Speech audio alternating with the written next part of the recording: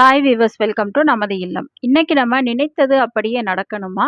குடும்பத்தோடு சேர்ந்து 5 நிமிடம் இதை செய்யுங்கள் அப்படின்னு சொல்லியிருக்கோம். நம்ம வாழ்க்கையில நிறைய விஷயங்களுக்காக நம்ம வீட்ல வழிபடுவோம். கோவிலுக்கு போய் வேண்டுதல் வைப்போம். ஆனா ஒரு சில வேண்டுதல் நடைபெறும், ஒரு சில வேண்டுதல் நடக்காது. அப்படி இருப்பவர்கள் நம்ம சொல்ற இந்த விஷயத்த நீங்க ஒரு 5 நிமிஷம் உங்க குடும்பத்தோடு சேர்ந்து செஞ்சு பாருங்க. நிச்சயமா அது எப்படிப்பட்ட வேண்டுதலாக இருந்தாலும் சரி, தீராத நோய் நொடி தீருவதற்கு, கடன் பிரச்சனை தீருவதற்கு, குடும்ப பிரச்சனை தீருவதற்கு, இந்த மாதிரி நீங்க குழந்தைகள் நன்றாக படிப்பதற்கு, வேலை கிடைப்பதற்கு, வீடு கட்டுவதற்கு எல்லாத்துக்குமே இத நீங்க செஞ்சு பாருங்க. கண்டிப்பா அது எல்லாமே இதுவரைக்கும் நீங்க தனியாக அத வேண்டுதல் வச்சு நடக்காம போன விஷயங்கள்லாம் இந்த மாதிரி நம்ம சொல்ற மாரி செய்யும் பொழுது, அது விரைவாகவே நடப்பதை நீங்களே பார்ப்பீங்க. அது எப்படி என்னன்றத வாங்க பார்க்கலாம். அதுக்கு முன்னாடி மறக்காம நம்ம சேனல சப்ஸ்கிரைப் பண்ணிக்கிறங்க வீவர்ஸ். வாங்க வீடியோக்குள்ள போலாம். நம்ம வீட்லயா இருக்கட்டும், அல்லது கோவிலாக இருக்கட்டும், ஒரு வேண்டுதல வச்சு போய் நிறைய நேர்த்திக்கடன்கள் செய்வோம். வழிபாடு செய்வோம். அர்ச்சனை செய்வோம். விளக்கு பூஜைகள் செய்வோம். இந்த மாதிரி செஞ்சும் சில விஷயங்கள் நம்ம வாழ்க்கையில நிறைவேறாமல் இருக்கும். சில பிரச்சனைகள் தீர்வதற்கு நம்ம இந்த மாதிரியான விஷயங்கள்லாம் நிறைய செஞ்சு பார்ப்போம். ஆனா அந்த பிரச்சனை தீரவே தீராது. அப்படி இருக்கிறவங்க இத நீங்க கண்டிப்பா செஞ்சு பாருங்க. அது என்ன அப்படின்னு பார்த்தீங்கன்னா, கூட்டு பிரார்த்தனை. இந்த கூட்டு பிரார்த்தனையில நடக்காத விஷயம் எதுவுமே கிடையாது. ஒருத்தவங்க நம்ம வேண்டி கடவுள் முன்பாக நின்று நம்ம மன்றாடி கேட்பதை காட்டிலும், ஒரு குடும்பத்தில இருக்கிறவங்க அனைவரும் சரி, உறவினர்களோடு சேர்ந்து செய்யும் பொழுதும் சரி, அந்த வேண்டுதலுக்குரிய அந்த பலன் சீக்கிரமே உங்களுக்கு கிடைக்கும். அந்த கூட்டு பிரார்த்தனையின் சக்தியே அதிகமானது. எல்லாரும் சேர்ந்து ஒரே நோக்கத்திற்காக கடவுள் முன்பு மண்டியிட்டு நம்ம வழிபடும் பொழுது, நிச்சயமாக அந்த கடவுளே விரைவில் மனமிறங்கி அந்த விஷயத்த நடத்தி கொடுப்பார். அந்த கூட்டு வழிபாட்டிற்கு அவ்வளோ ஒரு சக்தி இருக்கு.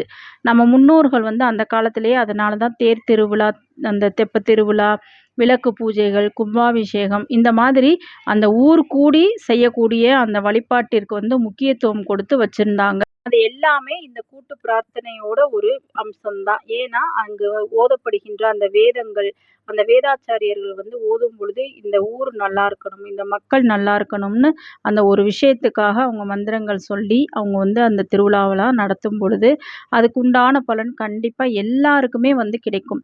நம்ம தனி ஆளாக வேண்டுதல் வைப்பதை விட, அந்த மக்களோடு சேர்ந்து நம்ம வேண்டுதல் செய்யும் பொழுது, அதற்குண்டான பலனே அதிகம்தான். இப்போ அந்த விஷயத்த தான் நம்ம செய்ய போறோம்.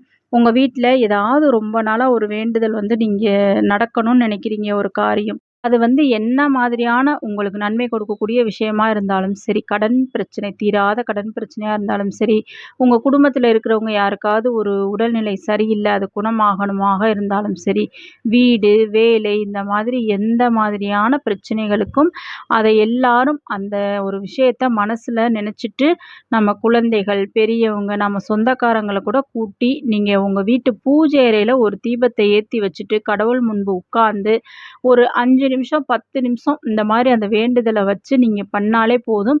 நிச்சயமா அந்த வேண்டுதலுக்கு உடனடியாக பலன் கண்டிப்பா உங்களுக்கு கிடைக்கும். இத செஞ்சு பார்த்தா தான் அதனுடைய இந்த கூட்டு பிரார்த்தனைக்கு இருக்கக்கூடிய சக்தி உங்களுக்கு தெரியும், புரிய ஆரம்பிக்கும். அதுக்கப்புறம் நீங்க ஒவ்வொரு விஷயத்துக்குமே இத செய்ய ஆரம்பிச்சுருவீங்க. முதல்ல உங்க குடும்பத்தில இருக்கிறவங்க எல்லாரும் இத செஞ்சு பாருங்க. மிக மிக முக்கியமான ஒரு வேண்டுதல பிள்ளைங்க எல்லார்ட்டயுமே பெரியவங்கள்ட்டலாம் சொல்லி, இத மட்டும் நெனச்சு நீங்க கடவுள் எந்த கடவுளாக இருந்தாலும் சரி, அந்த கடவுள் முன்பாக நம்ம அமர்ந்து கொண்டு ஒரு 5 நிமிஷமோ, 10 நிமிஷமோ அந்த கூட்டு பிரார்த்தனையில ஈடுபடுங்க. ஒரே விஷயத்த திரும்ப திரும்ப அந்த சுவாமியிடம் கேளுங்கள். காலையில செஞ்சாலும் சரி, மாலையில செஞ்சாலும் சரி, அல்லது காலை, மாலை 5 நிமிஷம் நீங்க செஞ்சாலும் சரி, அதற்கு விரைவிலேயே பலன் கண்டிப்பா கிடைக்கும். ஏன்னா, ஒரு விஷயத்த நம்ம ஒரு ஆளா கடவுள்ட்ட கேட்பதை காட்டிலும், இந்த கூட்டு பிரார்த்தனை, இந்த கூட்டாக சேர்ந்து வழிபடுவது அந்த பிரார்த்தனைக்கு பவர் அதிகம். அதனால தான் சீக்கிரமே அந்த கூட்டு பிரார்த்தனை நிறைவேறிவிடும். இப்போ நம்ம உலகத்துலலாம் கேள்விப்பட்டிருப்போம். ஏதாவது உலக பிரச்சனை அப்படின்னா, எல்லா மக்களும் இந்த நேரத்துக்கு கூட்டு பிரார்த்தனையில ஈடுபடுங்க அப்படின்னு சொல்லி. அதற்கெல்லாம் பார்த்தீங்கன்னா, இதுதான் ஒரு அர்த்தம். ஏன்னா, அந்த கூட்டு பிரார்த்தனையில ஈடுபடும் பொழுது மக்களுக்கு அந்த கருணை உணர்வும் சரி, ஒரு நம்பிக்கையும் கண்டிப்பா கிடைக்கும். அவங்க மற்றவர்களுக்காக வழிபடணும் அப்படின்ற அந்த வேண்டுதல் செய்யும் பொழுது, ஏன்னா நமக்காக கேட்பதை காட்டிலும் மற்றவர்களுக்காக கேட்கும் பொழுது அதனுடைய அந்த ஒரு சக்தியே அதிகம். அதனால தான் இந்த கூட்டு பிரார்த்தனைக்கு இவ்வளோ வலிமை இருக்கு. நீங்க கோவில்ல கூட நீங்க ஏற்பாடு பண்ணி ஒரு பெரிய விஷயம் நடக்கணும் அப்படின்னா, கோவில்ல போய் நம்ம உறவினர்கள் எல்லாரும் அமர்ந்து ஒரு 5 நிமிஷம் இந்த மாரி வேண்டுதல் கூட நீங்க வைக்கலாம். யாராவது ரொம்ப உடல்நிலை சரியில்லாம இருக்காங்க அப்படின்னா கூட நீங்க இத செஞ்சு பாருங்க.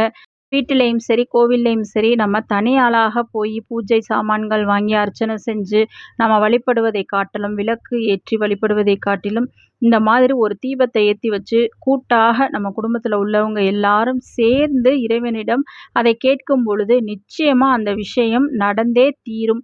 நீங்க நினைத்த காரியங்கள் அனைத்தும் நடைபெறும்.